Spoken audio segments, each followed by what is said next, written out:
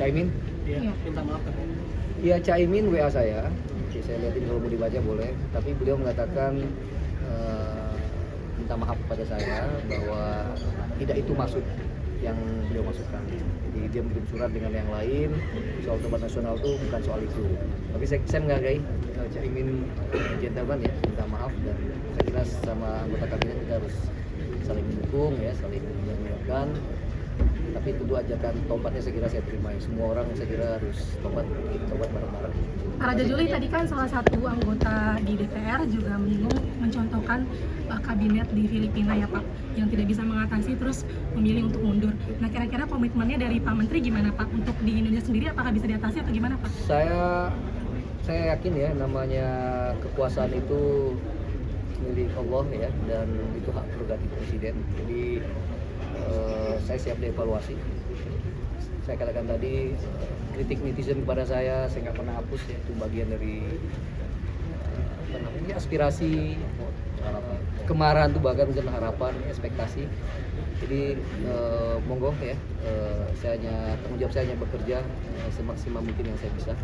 Sebetulnya itu adalah hak prerogatif Pak Presiden. Pak Caimin minta maaf gimana tuh? Gimana?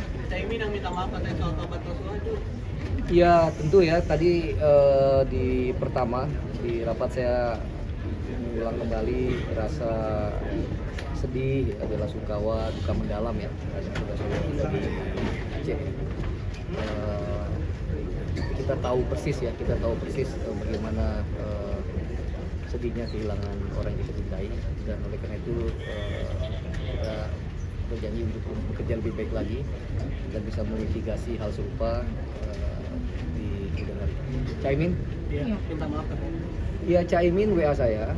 Oke, saya lihatin kalau mau dibaca boleh. Tapi beliau mengatakan minta maaf kepada saya bahwa tidak itu maksud yang beliau maksudkan. Jadi dia mengirim surat dengan yang lain soal tobat nasional itu bukan soal itu. Tapi saya menghargai Caimin gentleman ya, minta maaf, dan saya kira sama anggota kabinet kita harus saling mendukung ya, saling mengingatkan.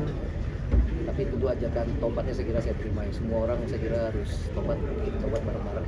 Pak Raja Juli tadi kan salah satu anggota di DPR juga menyinggung mencontohkan kabinet di Filipina ya Pak, yang tidak bisa mengatasi terus memilih untuk mundur. Nah kira-kira komitmennya dari Pak Menteri gimana Pak untuk di Indonesia sendiri, apakah bisa diatasi atau gimana Pak? Saya yakin ya, namanya kekuasaan itu milik Allah ya, dan itu hak prerogatif presiden. Jadi saya siap dievaluasi.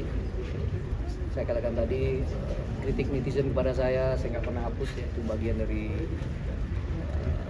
aspirasi, kemarahan itu bahkan mungkin harapan, ekspektasi. Jadi monggo ya, tanggung jawab saya hanya bekerja semaksimal mungkin yang saya bisa. Sebetulnya itu adalah hak prerogatif Pak Presiden. Oke, makasih banyak.